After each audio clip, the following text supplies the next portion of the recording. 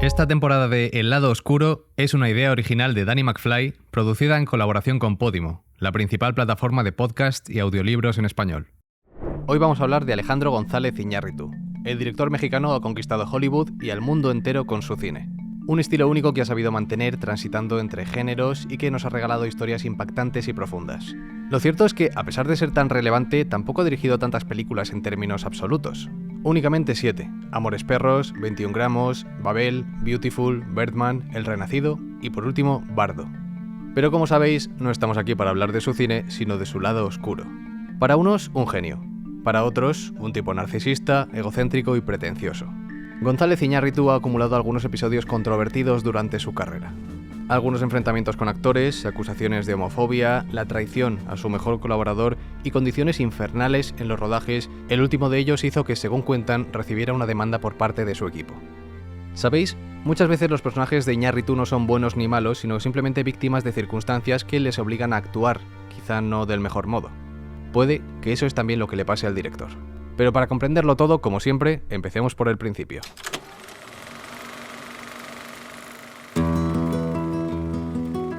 Nacido en 1963 en Ciudad de México, en el seno de una familia numerosa, creció en un entorno modesto y vivió en varios lugares de la Ciudad de México, lo que le expuso a diferentes realidades sociales y culturales desde una edad temprana.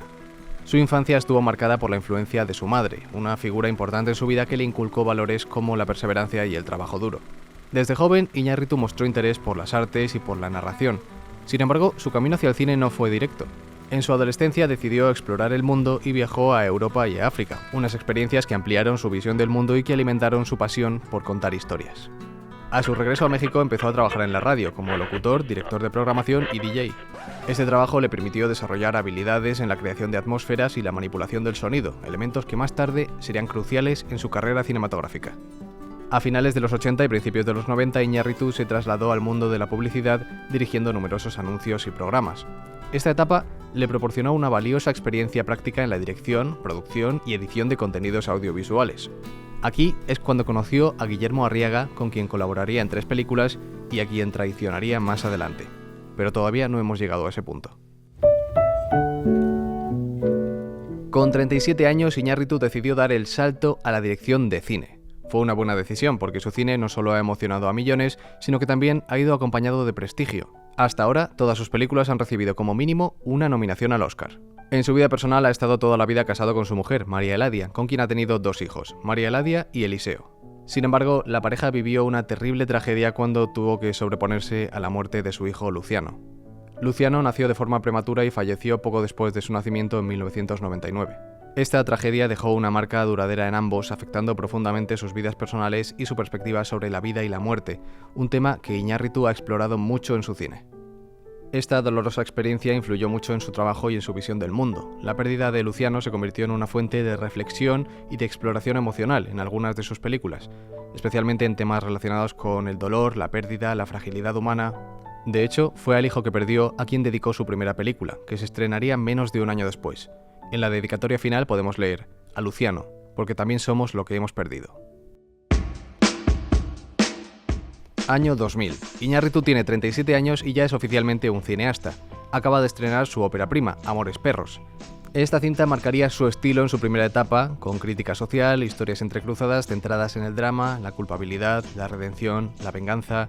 Además, la técnica de la cámara al hombro le aportaba un toque de realismo muy eficaz.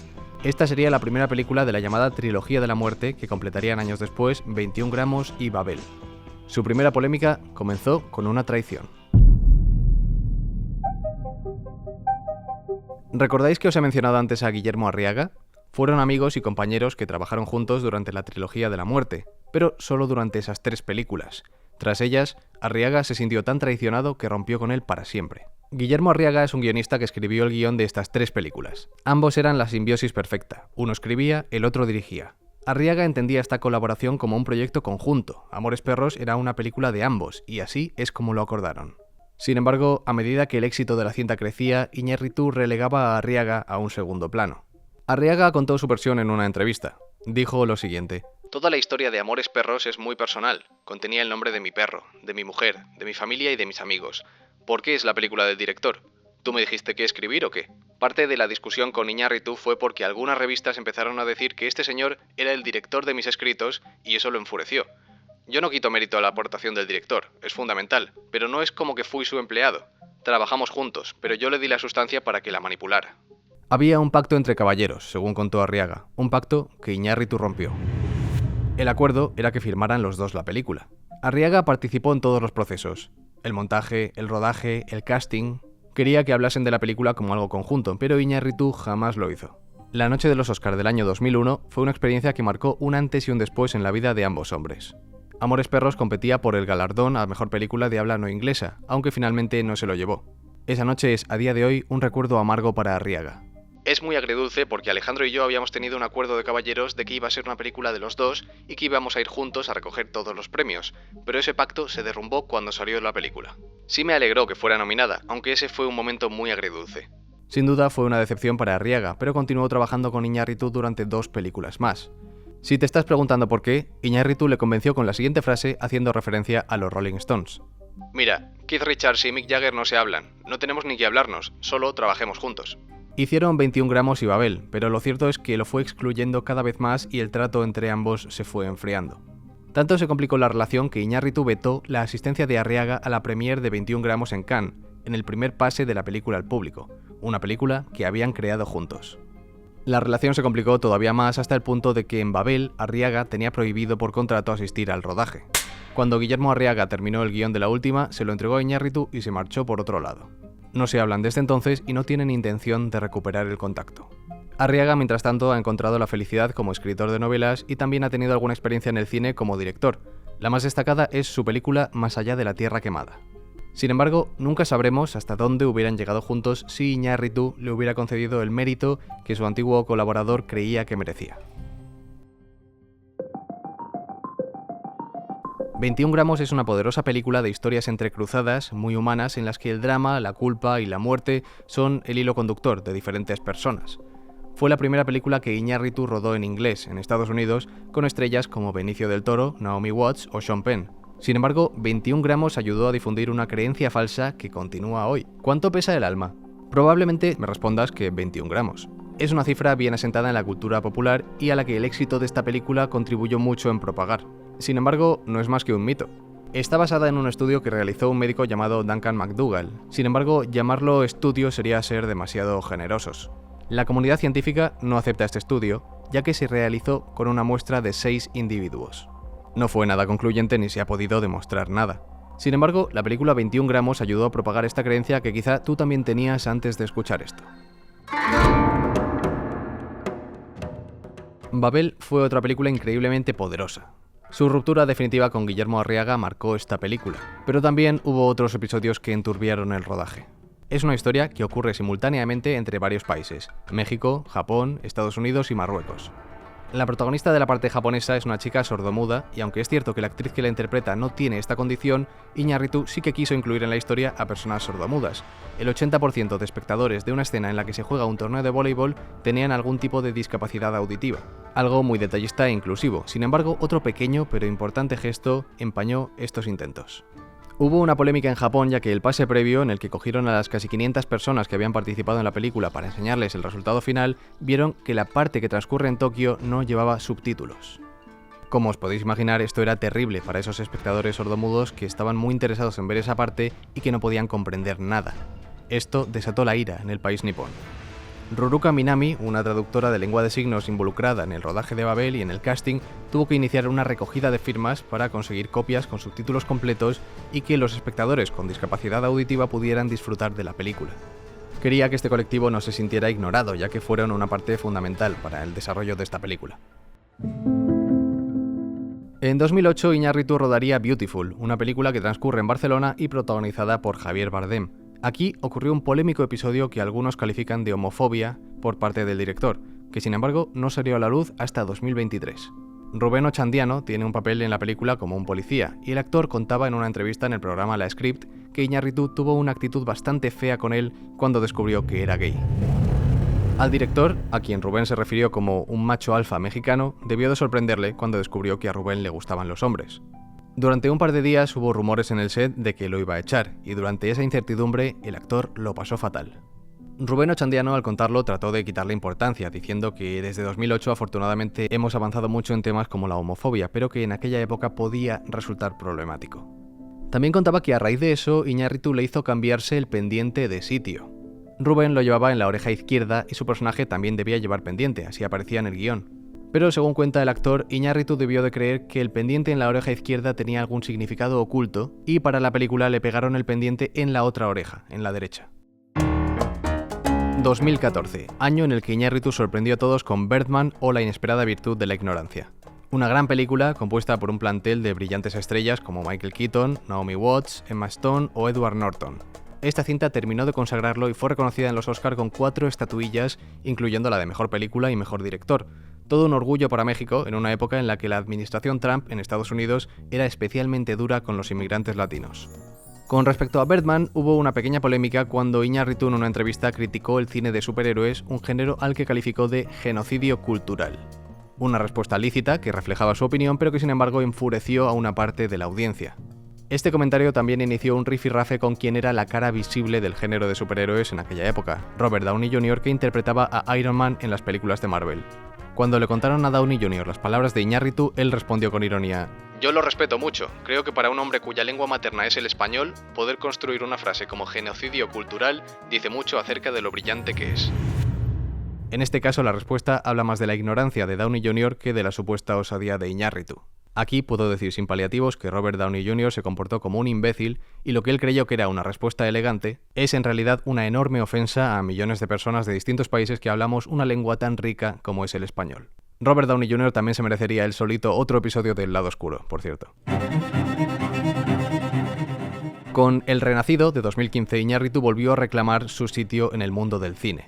Una cinta que fue unánimemente alabada, transmitiendo una crudeza y una verdad casi dolorosas. De hecho, efectivamente, también hubo mucho dolor y muchas dificultades en ese rodaje. Su director de fotografía fue Emmanuel Lubezki, con quien ya colaboró en Birdman, y es innegable que hizo un excelente trabajo, porque la película transmite esa atmósfera inhóspita, hostil y misteriosa. En este podcast ya hemos hablado de rodajes infernales, como el de Apocalypse Now en el episodio 15 de Marlon Brando, o el de Fitzcarraldo en el episodio 18 dedicado a Werner Herzog y Klaus Kinski. Pero os aseguro que el rodaje de El Renacido podría estar fácilmente en ese podio compartiendo protagonismo con esas otras dos producciones. Un trabajador anónimo describió la experiencia de rodar El Renacido como un infierno en vida. La filmación duró 9 meses, un tiempo inusualmente largo debido a las condiciones climáticas frías, la lejanía de las localizaciones y el plan estratégico de ambos, Iñárritu y Lubezki, de filmar solo con luz natural para lograr el máximo realismo. Toda la iluminación proviene o bien de la luz del sol o bien del fuego. Eso hizo que tuvieran solo unas pocas horas de rodaje al día que debían ser planificadas con un cuidado extremo. Quisieron rodar en lugares lo más vírgenes como fuera posible, y para ellos fueron a las montañas de Canadá y Argentina, donde rodaron en situaciones de hasta menos 25 grados centígrados. Comenzó a rodarse en Canadá en 2014, pero como el rodaje se alargó tanto, la nieve se derritió y se vieron obligados a trasladar toda la producción a un entorno similar, por lo que todo el equipo de la película se trasladó al sur de Argentina. También se rodó en orden cronológico, algo muy poco habitual en rodajes, ya que Iñárritu quería dar esa sensación de viaje, en la que el protagonista experimenta esas vivencias y quería que Leonardo DiCaprio también lo sintiera de una manera muy emocional y muy visceral. Iñárritu reconoció haber tomado decisiones malas e irresponsables durante el rodaje de esta película. El control enfermizo en sus rodajes y la obsesión por este estilo de dirección han hecho que muchos comparen a Iñárritu con Stanley Kubrick, a quien por cierto dediqué el capítulo 5 de este podcast. Pero lo cierto es que él también alguna vez se ha comparado con el británico. Lo citó durante una entrevista promocional de la película El Renacido. Dijo: "Hacer cine de este calibre es, como lo decía Kubrick, como estar en una montaña rusa y querer escribir un poema. Es casi imposible". Su perfeccionismo obsesivo le llevó a querer rodar escenas en medio del bosque como la del ataque por parte de la tribu indígena. Algo que quiso rodar como una sola toma continua, un plano secuencia que requirió ensayos durante un mes y 200 extras. Iñárritu es de esos directores que no cree que el cine deba tener demasiados efectos especiales y busca el realismo extremo. Para El Renacido decidió poner a Leonardo DiCaprio ante situaciones extremas y enfrentar a gran parte de su equipo a numerosos peligros. Fueron unas condiciones durísimas y el equipo estaba al límite de sus fuerzas. Hubo muchas quejas por los retrasos, la poca seguridad y la miseria generalizada del rodaje. Iñárritu contó, sin una pizca de remordimiento, que 10 personas renunciaron al proyecto o fueron despedidas durante el rodaje. Acabó siendo una película mucho más cara de lo previsto inicialmente. Los 60 millones del presupuesto inicial se acabaron convirtiendo en 135. Iñárritu demostró una vez más aquí sus altos estándares y sus puestas en escena increíblemente complejas, incluyendo escenas como una avalancha provocada por un helicóptero, la cual tuvo que estar perfectamente orquestada con varios actores y un caballo. Leonardo DiCaprio también sufrió enormemente con una exigencia física extenuante. A día de hoy sigue diciendo que este ha sido el papel más exigente y más duro de todos los que ha hecho en su vida. Tuvo que sumergirse en ríos de agua helada, temperaturas bajísimas, escalar montañas con una piel de oso mojada a sus espaldas, estar constantemente expuesto a la hipotermia y a la congelación o comerse un hígado de bisonte crudo. Esto último no sería plato de buen gusto para nadie, pero con el aliciente de que Leonardo DiCaprio es vegano. Al menos tanto sufrimiento le hizo ganar su primer Oscar.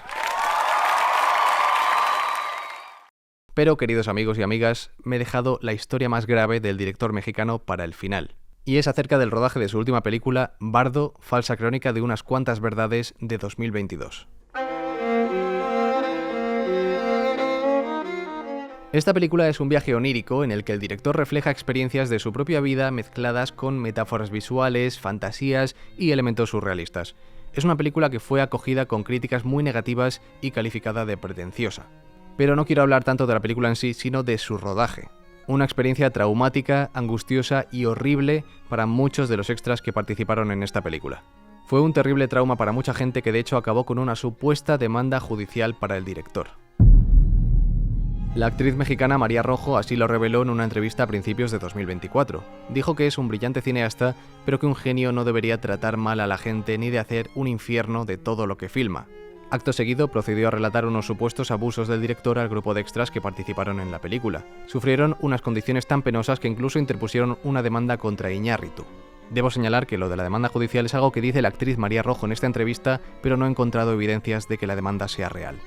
No solo eso, sino que el último día de rodaje, cuando el actor habló con su equipo agradeciendo a todos su participación, tuvo que hacerlo entre silbidos y abucheos de ese grupo de extras. A pesar de que María Rojo no dio muchos más detalles, la que sí que lo hizo fue una chica que trabajó como extra en esa película. Lo contó en un hilo de Twitter en 2021 que casualmente hoy en día está borrado. Ahora ni el hilo ni la cuenta existen, pero afortunadamente lo que sí que existen son pantallazos de esta información antes de borrarse. La usuaria, llamada Adriana Varela, contaba cosas como que tenían que grabar escenas durante horas, sin pausas para comer ni ir al baño. Se sintió explotada y hubo gente que tuvo que estar con la ropa mojada durante horas porque Iñárritu era un director exigente que hacía 40 veces la misma toma buscando el más mínimo error. Cuenta que había gente de todas las edades, desde niños hasta personas de la tercera edad, y que fue una producción donde se sintieron deshumanizados. Incluso gente que tenía que fumar durante una toma tuvo que seguir haciéndolo durante horas hasta que todo quedaba como él quería. A esto se une que muchos usuarios recuperaron un fragmento de una charla que Iñárritu dio en 2019 donde dijo: "Un extra es un cáncer. Los extras son como una molécula de cáncer que puede destruir todo un cuerpo. Un extra mata el estilo y el tono. Un extra puede destruir una gran escena". Unas declaraciones que el colectivo de extras no se tomó nada bien y que calificaron como falto de empatía. Iñárritu jamás se pronunció acerca de las críticas al trato de los extras que dio en Bardo, pero estas acusaciones hicieron que su reputación fuera cuestionada y puesta en entredicho. ¿Qué piensas tú de todo esto? Y con esto hemos llegado al final del episodio, uno en el que hemos explorado el lado oscuro de un gran cineasta como es Alejandro González Iñárritu, calificado por unos como alguien egocéntrico, pretencioso, vanidoso y con un ego desmesurado. Otros, sin embargo, se refieren a él como un genio. Quizás se encuentre en un punto intermedio, pero sin duda el recuerdo tan amargo de muchos de los que han trabajado con él han hecho que se abra un hueco entre los protagonistas de este podcast. Espero que te haya gustado este episodio. No te olvides de darle a seguir a este podcast y de sugerirme de quién te gustaría conocer su lado oscuro. Nada más, yo soy Danny McFly y nos vemos en el próximo programa. Este podcast ha sido grabado en los estudios de Podimo en Madrid como parte de su Talent Hub. Guión, Daniel Gallego. Jefe técnico, Edu de Frutos. Dirección de fotografía, Quique Kausek. Hasta pronto.